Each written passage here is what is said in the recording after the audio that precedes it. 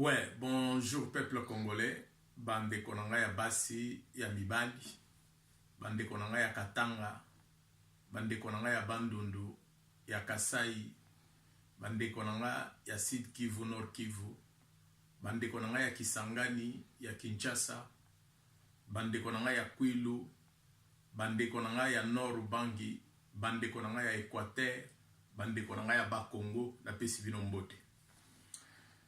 Je ne suis pas un faiseur de vidéos, n'allez kakanaba vidéo te, mais nayoki posa ya nalo bape parce que naza congolais, il s'agit ya mboka nangai Congo, ndeza nakati ya kolobama. Et en tant que congolais, j'ai trouvé que c'est pas bien akangape munoko. Mais pour la première fois, nasala quand même cette vidéo que je peux partager avec vous, juste pour quelques minutes, je dirais peut-être dans 10 minutes, nakoko aussi cette vidéo nangai. Et là qu'on a l'ingina loba na bande konanga ba congolais ezanini. C'est par rapport aux enjeux actuels oyo tozana kati ya ko vivre na bino, c'est-à-dire ba élection oyo eleki na mboka na biso ya Congo. Pour na rappel ya muke na bande konanga ba congolais. Et là ko ezobomisa biso bande konanga ya sentiment. Na moni batebele ko bimana se ambula. Na moni batebele ko bimana se malili na bana na bapoussette awa na poto. Réclamation ezaki ke Kabila dégage. Ba mususu bapesa ba kombo ya Kabila wana eza ya yete. Kombo wana azuande kombo ya mutu mususu nde azo salela. C'est-à-dire azaki marionnette ya bamindele nde bache wana. Pour la petite histoire, na 2006, bande konangai ozoyoka, Kabila n'avait pas gagné les élections. Jean-Pierre Mbemba Gombo nde azwaka élection en 2006. Mais Kabila s'était imposé na bato oyo bachaki ye na esika wana pour être azala. Au point que bato mususu bakufa, nous avons perdu bato ebele, y compris bato minene lokola ba igoti nzambe. En pleine Kinshasa ya yi guerre. Mais totikala jamais komona oyo tozomona lelo. Communauté internationale evanda esa la réunion pour na kolobela makambo pour établir élection. Je ne sais pas là où était cette communauté internationale. En 2011, il y a eu élection. Il y a Papa Oyo Tshisekedi. Paix à son âme, à Koufi Aleki. Et personne, même dans le camp de Kabila, ne me dira pas que ce papa-là n'avait pas gagné. Et vous vous souvenez très bien de l'histoire. L'Amérique a tellement à l'Oba, la Belgique à l'Oba, la France à l'Oba. Que le résultat Oyo, basi va proclamer. Et koki ko changer to makambo ezo salema et ko changer jamais ordre d'arrivée, c'est-à-dire o essayer l'Obama et ko change jamais te. Pourquoi? Parce que babanda ko soutenir mutu na bango. Bangonde ba memaye na esika wana il fallait ki ba soutenir ye jusqu'au bout malgré tricherie. Mais awanga na za mutu idepeste. Ngai na za mutu ala mukate. Ngai naza mutu, je ne sais pas, il y a parti politique te. Moi, je parle ici en tant que Congolais. Et j'ai fait cette analyse pour vous faire comprendre la situation actuelle au bisotozo le kanamboka wana. Bandeko, to fongola misu. Combien de fois bosala ba vidéo, ba mususu na mona ba leka bazolela. Nous déplorons liwa na est ya Congo. Est-ce que tout le monde la communauté internationale est vanda et ça là? Bavanda ndenge bavandi wana na conseil de sécurité pour na kolobela bato bazo kufa.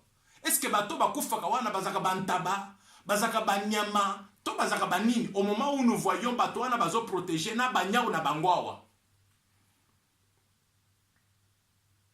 bato bakufi na Kasai.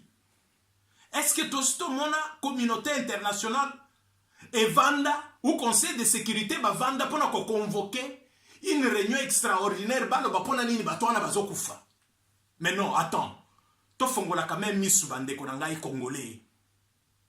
À quel jeu on est en train de nous faire jouer? Ngai Tshisekedi aleka. Mbemba Aleka. Fayoulou Aleka, c'est un Congolais qui gagne. C'est les Congo plutôt qui a gagné. Je ne vois pas pourquoi Tokoki Kotika, ba impérialiste, ba oy ba zoboma biso, ba continuer à manipuler biso jusqu'à ce niveau. Non, pourquoi? Pour quelle raison? Tozoboma na pona nini? Si Tshisekedi a Bokonzi, il a pris le pouvoir. Mais c'est le Congo qui a pris.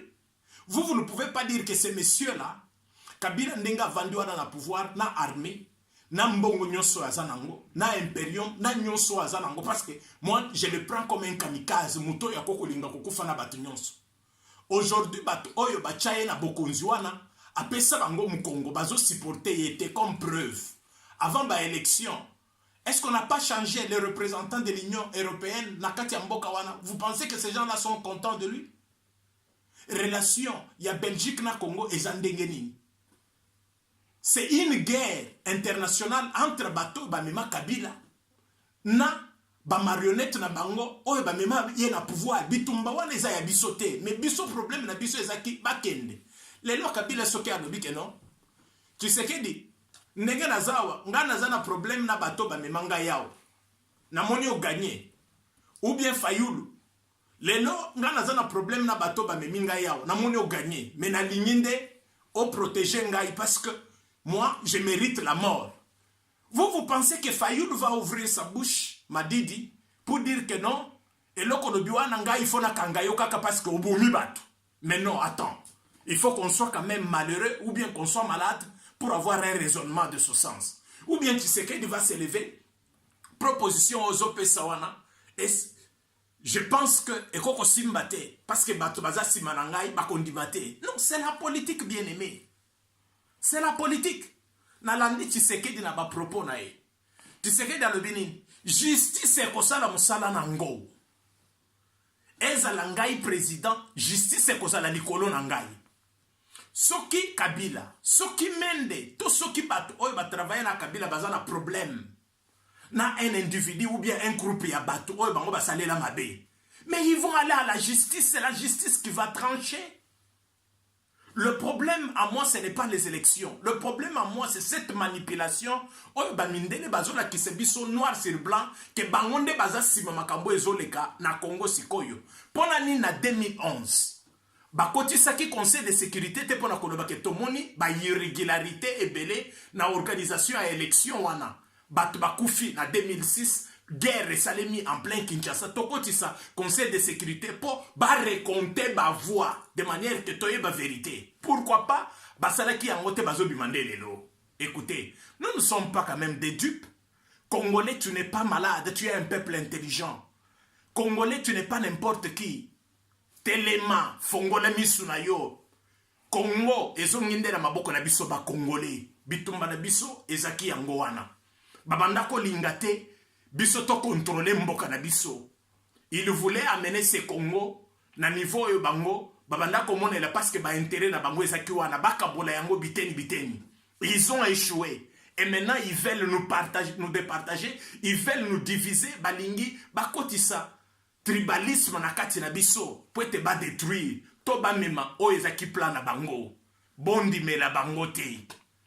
Bondi me la bangote.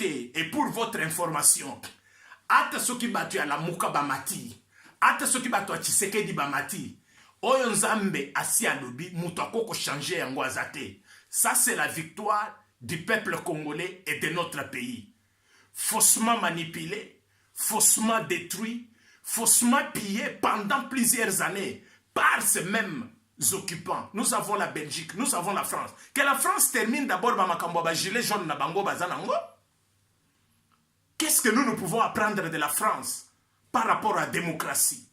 Au moment où il y a des gens qui se font tuer, à chaque fois, bah marche les autres na Congo wana, na Kinshasa wana, il y a des morts. Tosto mona basi ba convoca, ba réunion extraordinaire pour la kovanda pour nini ba bakufi. Lelo ba mumpe, oh bazolo la senko qui s'élève pour na koloba ete nazana mutu oyo abimisa. Mais après ça Congo ya mutu oyo ya zobomba. Ils ont dit la même chose en 2011. Est-ce que Bapé ça comme Boana? Au moment où je vous parle, j'étais en train de lire une lettre convoquée au niveau de Kasaï oriental, où il y a le représentant de l'église catholique qui doit organiser une messe. Il y a fête. Pourquoi? Parce que l'un d'eux est voté. Il est en contradiction avec l'église catholique. Il est en contradiction avec la Senko qui exige Banini ou bien c'est comment. Mais vous voulez nous prendre pour des bêtes ou quoi? Peuple congolais. Moi je voulais juste vous dire ceci. Toko tanaje ya manipulation te. Bande konabiso abandundu baza bande konabiso. Baoy bazo kufa lelo. Toko mituna bazo kufa sikoyo ponani. Makila na bango ezotangama ponani. Pour les intérêts à individus. Mais non, attends, ce n'est pas normal. Ce n'est pas normal. To fongola misu. To telema. Victoire to stozu yango. Victoire eza kombo ya mutute. Oye bengami Tshisekedi. Ou bien oye bengami Fayulu. Victoire eza ya Congo na biso ekendaki déjà na maboko. Ya Banguna na biso. Où nous avons d'abord récupéré ces pays. Et après, nous verrons la suite des choses. Mutu oyo azana makasi to un bourreau ya bomo na yo okoki kosala na ye facile par rapport à ba négociation soki azo négocier na yo ndima d'abord oyo azoloba mais tangu yo kozo pouvoir wana na maboko nde okoyeba ndenge nini akobanukela ye. C'est ça la politique. Yo ata soki lelo Fayulu alekaki, prenons un peu cet exemple là, et que Kabila cherchait peut-être à créer des terrains d'entente avec Fayulu. Fayulu devait dire à Tshisekedi ou bien à Kabila que non, négoza wana ozamo kangami. Biloko nyoso solo bangana ndimi yangote. Mais non, vous nous prenez pour qui? Vous nous prenez pour qui? Vous politiciens de ce pays. Bosubo bomisipe mingi. Bosubo liepe mingi. Botika les pauvres retrouver ne fils que la paix pour ce pays. Neoyo ngaina kosenga na bino peuple congolais. Message oyo nazo tinda. Partagez ango na bandeko na biso nyonso. Bitumba na biso eza bitumba ya bato ya Kasai te, eza bitumba ya bato ya Bandundu te, eza bitumba ya bato ya Bandaka te ou bien ya Équateur te, eza bitumba ya Katanga te, eza bitumba ya mboka na biso oyo bengami Mama Congo. Nde bitumba na biso ya ngowana. Bato oyo babanda ko manipuler biso. Bazana kati ya kolela. Bazana kati ya kosouffrir. Bazana kati ya kokemba. Pourquoi? Récupérer oezaki na maboko na bango. C'est tout ce qui se passe ici. C'est tout ce qui se passe. Récupérons notre pays et après, nous devons nous combattre dans la famille. Plutôt que de faire ce que nous faisons. La manipulation kobomana inutilement, ça ne changera absolument rien.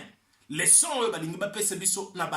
qui sont des donneurs de leçons, ils n'ont rien à nous proposer jusque-là. Ils nous ont menti, ils nous ont maté, ils ont fait tout ce qu'ils pouvaient faire. Et là, ils sont en dehors de la logique. Ils ne peuvent rien nous proposer. Ils n'ont rien à nous proposer, c'est la table.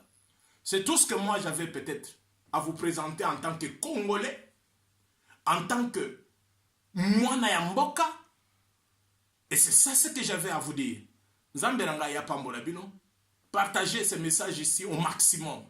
Faites montrer à notre peuple que notre problème, ce n'est pas les élections qui viennent de se passer. Notre problème, ce ne sont pas les individus. Notre problème, c'est la patrie qui est notre mère.